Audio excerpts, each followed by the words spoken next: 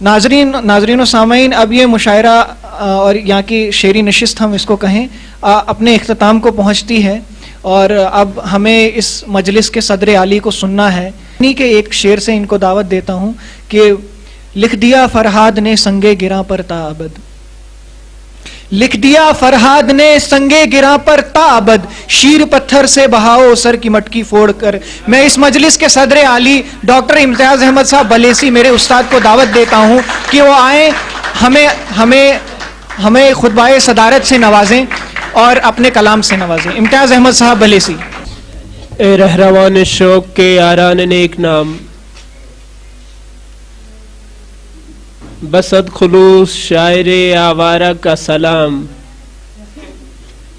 اے وادی جمیل میرے دل کی دھڑکنیں آداب کہہ رہی ہیں تیری بارگاہ میں۔ خون قلب و جگر سے میں اکثر جام الفاظ کے جو بھرتا ہوں، اے ساکنان شعر و سخن ہو اجازت تو پیش کرتا ہوں۔ تمہارے نام زمانے کے مہکتے ہوئے پھول، میر و غالب کے گلشن سے سلام آیا ہے۔ شاعری کے حوالے سے کسی نے کہا تھا کہ یہ نغموں کے بہانے سے لہو تھوکنے کا عمل ہے۔ میں شعر اور اس کی روایتیں اور اس کے ضوابط اور اس کے زیر و بم اور اس کے نظم و ضبط، ان ساری چیزوں سے واقف ہوں اور زبانی پڑھی ہیں، لیکن عملی اعتبار سے ان کی کوئی اہمیت نہیں۔ جو بھی ایک مصرع لکھنے کا حوصلہ رکھتا ہے، جو بھی دو الفاظ جوڑنے کا حوصلہ رکھتا ہے، اسے اس سفر کو جاری رکھنا چاہیے۔ اگر دو الفاظ آپ جوڑ سکتے ہو نا، تو یقین مانو اگر آپ نے محنت کی اور ایک وقت دے دیا آپ کو اس کو پلنے میں پنپنے میں، آنچ دے دی آپ نے اس کو، تو ایک وقت آئے گا کہ آپ کوئی نہ کوئی پیغام انسانیت کو دے جاؤ گے۔ ریاض مصیب صاحب نے ایک شعر پڑھا کہ لاکھوں ہی میر و غالب آ جائیں، لیکن جو اشعار انہوں نے کہنے ہیں وہ انہوں نے ہی کہنے ہیں، اور اس پیغام کو جس نے سمجھنا ہے اسی نے سمجھنا ہے۔ تمہیں معلوم نہیں کہ تمہارے قاری اور تمہارے سامع کون ہیں۔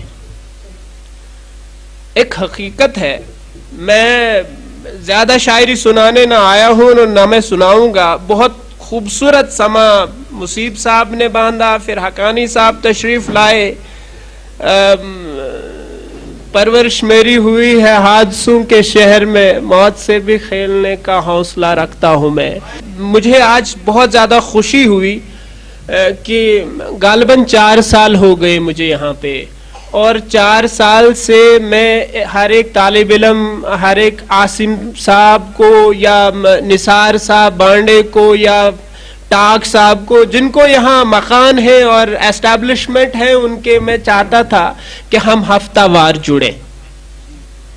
دیکھو، ہمیں ادبی اور ثقافتی اعتبار سے مردہ کر دیا گیا ہے۔ اس پہ آپ کو کوئی کسی قسم کا بھی اس بات کا اعتراف کرنے میں کوئی لیت و لال نہیں ہونا چاہیے۔ ہم ثقافتی اعتبار سے مر چکے ہیں۔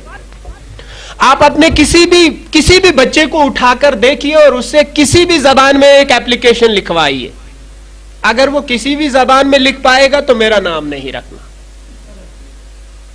کسی بھی زبان میں نہیں۔ اور جب لسانی اور ثقافتی اعتبار سے کوئی قوم اس طریقے سے مر جاتی ہے تو پھر ان کے جوانوں کو کس قسم کے کن چوراہوں پر اور کن چوراہوں پہ کس قسم کے نعرے دلوائے جاتے ہیں، وہ آپ دیکھتے ہیں۔ اب یہ معیار شہریاری ہے، کون کتنا بڑا مداری ہے۔ دیکھو، انسانی شعور اور فکر اور نظریے کی ترتیب ہوتی ہے، اسے کوئی منظم لاہ عمل کے ذریعے سانچے میں ڈالا جاتا ہے، اور اس سانچے کو ڈالنے کے لیے ایک ثقافتی میدان ہوتا ہے۔ اس ثقافتی میدان کے بغیر ممکن نہیں ہے ہم 2 سال یا 3 سال کے بعد ایک مشاعرہ کر لیتے ہیں۔ یار، یہ حماقت ہے، یہ مردہ پن ہے۔ ہفتہ وار جو ادبی شعور رکھتے ہیں، ادبی فہم رکھتے ہیں، عربی فراست رکھتے ہیں، 3 साल लगे मुझे, मैं दायरे गैर में हूं, मुझसे नहीं हो पाए, लेकिन मैं सलाम करता हूं अपने जवानों को कि हम ये नस्ल अब वो आई है उस मयार पे, इंशाल्लाह अब मुझे परेशानी नहीं है। लेकिन यहाँ के जो लोग थे बस उनका ये था कि मेरी तारीफ कहां पे हो जाए। मैंने तो यही देखा, आई एम वेरी सॉरी। और मैं बड़ा अजीब किस्म का बंदा हूं मुसीब साहब, मेरी तबीयत को अच्छी तरह से, मैं घर से लेकर यहां तक जहां भी बहुत बदनाम हूं। मैं सीधे मुंह पर कहता हूं, मुझे किसी के सिले की ना सताइश की कोई परवाह नहीं रहती है। नई नस्ल को अगर सही समत पे गामजन करना है तो उनके साथ वक्त बिताना होगा, और वक्त बिताने के लिए कोई ना कोई तो तरीका और नज्म व ज़ब्त होना चाहिए। ऐसा कुछ नहीं है। यही हाल इनके भद्रवा का भी है। मैं सागर साहब से या दूसरे तीसरे लोगों के साथ वहां वाबस्ता रहता हूं, वहां भी बज़्म इकबाल के हवाले से इतनी बड़ी रसाकशी है, और लोग ऐसे शाहमार बन के बैठे हैं खजाने के ऊपर, ना खुद फायदा उठाते हैं ना नई नस्ल को उठाने देते हैं। और हमारे जो बड़े तालीमी इदारे हैं, उनके जो बड़े बड़े प्रोफेसर हैं, वो तो सीधे बड़े बड़े लोग बनना चाहते हैं और जमीनी सतह पर काम करना नहीं चाहते, और ऐसा कोई बड़ा बनता नहीं है जब तक ना निचली सतह से उठे। लेकिन मैं अपनी नस्ल से मायूस नहीं हूं। इस वक्त चराग और इसके अराकीन ने, और खास तौर पे इन लोगों के पास जो आमिर सुहेल है, एक अपनी दीवानगी है, आसिफ अतौला है, एक अपनी दीवानगी है, वो रजा वहां पे बैठा है, वो जरगर वहां पे बैठा है, जो अकेला ही जुर्रत करता है लफ्ज जरगर साथ रखने के लिए। वैसे मैंने बच्चों के नाम के साथ जरगर ही मिटा दिया। तो मसला ये है कि मेन कॉज ये है, मेन वजूहात ये है कि हमें अदब और सकाफत के साथ जुड़ना है। आप हालात देखिए, जो मैंने मंजर खींचा है कि हम कहां पे पहुंचे हैं, और इसके पीछे बुनियादी वजह क्या है। दावत में दलालत में अदालत में झूठ है। दावे में दलालत में अदालत में झूठ है। दावे में दलालत में अदालत में झूठ है। खिताबत में फसाहत में बलागत में झूठ है। दावे में दलालत में अदालत में झूठ है। खिताबत में फसाहत में बलागत में झूठ है। तहकीक और रियाजत में सकाहत में झूठ है। तहकीक और रियाजत में सकाहत में झूठ है। लिसान और सकाफत में सहाफत में झूठ है। तहकीक और रियाजत में सकाहत में झूठ है। लिसान और सकाफत में सहाफत में झूठ है। किरदार में, इफ्कार में और ज़कावत में झूठ है। नफ्स में झूठ है। आदत में झूठ है। रिश्तों की बनावट में अदावत में झूठ है। इंसाफ के मंदिर की इमामत में झूठ है। हद है बशर की हर हर करामत में झूठ है। सयादत में, क़यादत में, इमामत में झूठ है। नियत में खोट है, तेरी नियत में झूठ है। तकबीर और सना में तेरी अकामत में झूठ है। पस्ती तो तेरी पस्ती रिफत में झूठ है झूठ तेरी शान में, इज्जत में झूठ है। सीरत में, सूरत में, नजाकत में झूठ है। हर हर अदा में झूठ, खसालत में झूठ है। इदारत में, नजारत में, वजारत में झूठ है। अब क्या गिला करें कि सियासत में झूठ है। अब क्या गिला करें कि सियासत में झूठ है। मोहतरम बुजुर्गों, मैं शायरी करने के हवाले से यहां बिल्कुल भी नहीं आया हूं, ना शायरी मेरा मौजू ही बदल अजीब रहता है। जब तक न हम सकाफती इदारों को मजबूत न करें, ना कहीं अमन मुमकिन है, ना कहीं अमन का पैगाम मुमकिन है। जिस वक्त तीसरी जंगे अजीम के बाद अमन इंसानियत को खतरा लाहक हुआ, तो यूएनओ के तमाम लोगों ने सबसे पहले शोरा और उदबा को एक जगह जमा किया और उनसे कहा कि तुम इस पैगाम को फैलाओ। आज हमारे दौर में सबसे पहली जो कदगन पड़ी है वो अदबी इदारों के ऊपर पड़ी है। अदबी इदारों को हाईजैक कर लिया गया। आपकी कल्चरल एकेडमी बन गई जम्मू के अंदर, सरकारी सरपरस्ती आई। अब सरकारी शायर, सरकारी सहाफत निगार और जो बगावत करने वाला होगा ना, जो बागी होगा, उसको हर एतबार से दबाया जाता है, बल्कि उसे यहां तक सन्नत दी जाती है अब तो ये पागल हो गया है।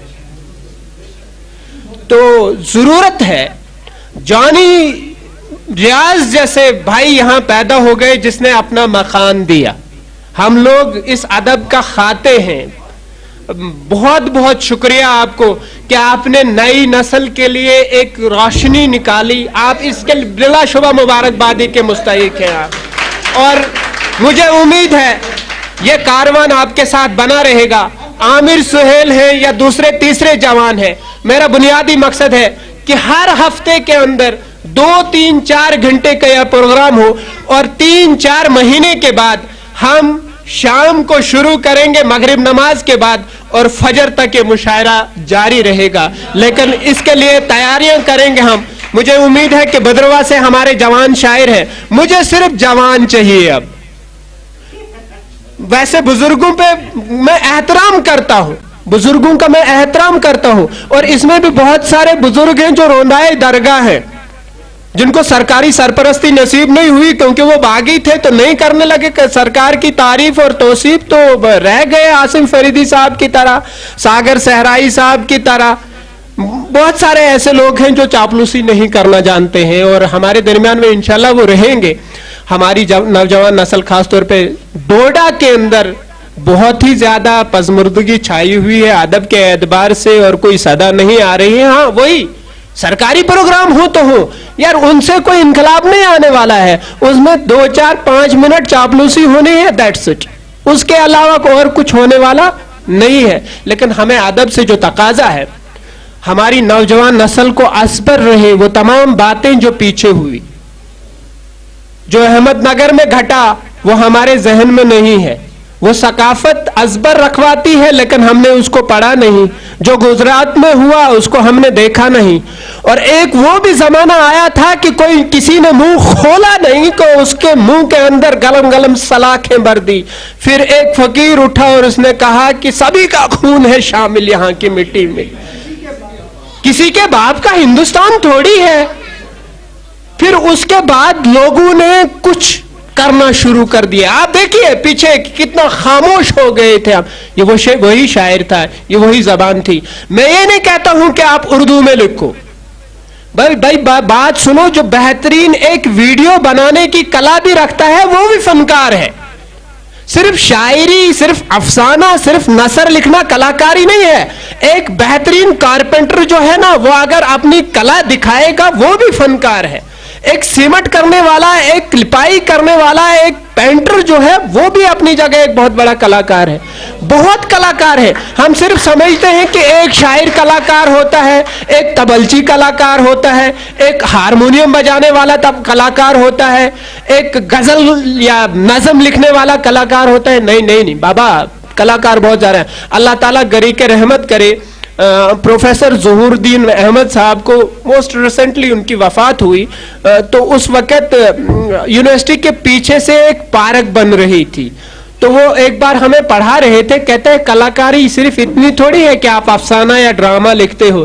कहते हैं इन्होंने मिट्टी को इतनी खूबसूरत तरीके से सजाया है, जब मैं वहां से गाड़ी निकालता हूं तो मैं सोचता हूं थोड़ा सा इस मिट्टी को चाट के चला जाऊं। ये भी फनकारी है भाई। आप हर एक शख्स मुकद्दर अपना अपने साथ लाया है। मोहब्बत का जुनू तन्हा मेरे हिस्से में आया है। हर एक शख्स के अंदर एक फनकार छुपा हुआ है, और इंसान वो है जो उस फनकार को तलाश करे और उसे मुतारिफ करवाए दूसरे इंसानों के साथ। विंग्स ऑफ फायर आपने पढ़ी होगी एपीजे अब्दुल कलाम की। पूरी किताब का जिस्ट उसने अपने उस किताब के पहले ही पेज पे, पहले ही उस जिल्द पे लिख दिया है। Every person burns with his divine fire. हर इंसान के अंदर कोई ना कोई आग पोशीदा है। सबसे बड़ा बेहतरीन इंसान वो है जो उस अंदर की आग को तलाश करे और दुनिया को उस आग से मुनव्वर और रोशन करे। तुम हर एक फनकार हो, तुम्हारे अंदर हर एक के अंदर एक फनकार छुपा हुआ है। बहरहाल वक्त ज्यादा हुआ, ज्यादा शायरी मेरे पास नहीं है। मैंने एक शेर लिखा था और इसके हवाले से इन्होंने भी कहा था कि मेरी शायरी को पढ़कर तुझे क्या मिलेगा जाना, जो कुरान पढ़ के तुझको ना मिला कोई खजाना। यह हमाकतों का किस्सा न बने कि दीद वाला किसी को और भी से पूछे मुझे रास्ता दिखाना। इन्हीं अल्फाज के साथ आपसे विदा चाहता हूं, इस उम्मीद के साथ कि यह कारवान बिल्कुल एक दूसरे के साथ मुंसलिक रहेगा और अगले हफ्ते की तैयारी में आप लग जाएंगे। तब तक मेरा ख्वाब शर्मिंदा नहीं हुआ। मुझे इतना बड़ा स्टेज नहीं चाहिए, मुझे बेंच चाहिए, 5-10 आदमी चाहिए, मुश्किल से आधा कप कहीं चाय मिल जाए। यह फकीरी है, जिसको जमीन पे बैठना आता है उसको आकाश की उड़ान भरने का भी हौसला आ जाता है। इन्हीं अल्फाज के साथ आपके दरमियान में ज्यादा न बोलते हुए आपसे विदा चाहता हूं। मेरी बहनें हैं, बहुत सारी तशरीफ रखती हैं, तो आप सबका बेहद मशकूर हूं जितने शौरा ने यहाँ कलाम रखा है। देखो मेरी तबीयत ऐसी है, मैं बिल्कुल वाकिफ हूं, मैंने खुद गजल पे काम किया है, मैंने पीएचडी किया है, लेकिन वो सारी चीजें मैं गलत समझता हूं। एक मिसरा और 2 अल्फाज जोड़ने का अगर आपके अंदर हौसला पैदा हो गया, आप बेहतरीन शायर हैं, आप बेहतरीन शायर हैं। लेकिन आपको मैं बहुत बड़ा शायर नहीं कह सकता, क्यों? उसके लिए वक्त दरकार है। वक्त आने दो, दुनिया खुद ही आपको पुकारेगी। बल्कि उस वक्त तो आप अपने कान बंद करोगे, मुझे बड़ा मत कहो, आप तो मिलियामेट हो जाओगे। ये कोई वक्त होता है जब इंसान बड़ा बनना चाहता है, लेकिन जब बन जाता है तो कहता है यार हम कहाँ के दाना थे, किस हुनर में यकता थे, बेसबब हुआ दुश्मन जालिम आसमां अपना। इन्हीं अल्फाज से आपसे विदा चाहता हूँ। खुदा हाफ़िज़।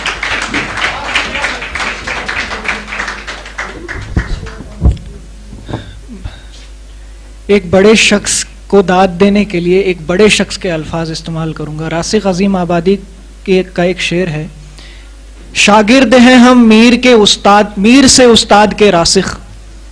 शागिर्द हैं हम मीर से उस्ताद के रासिख, उस्तादों का उस्ताद है उस्ताद हमारा।